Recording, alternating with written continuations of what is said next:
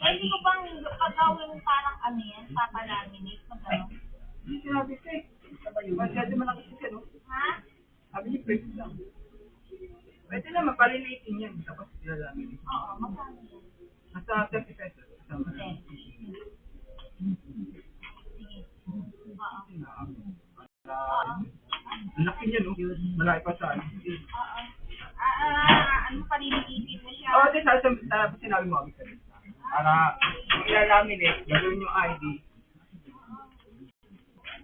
Hindi,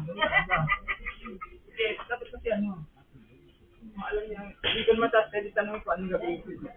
Baka ipapasa yun lang sa requirements nito. Eh, gagawin niyo pa ng ID talaga. Oo, kasi nga wala pang, hindi pa nga dadating yan sa akin eh. But, inano ko lang. Niskan ko lang ba?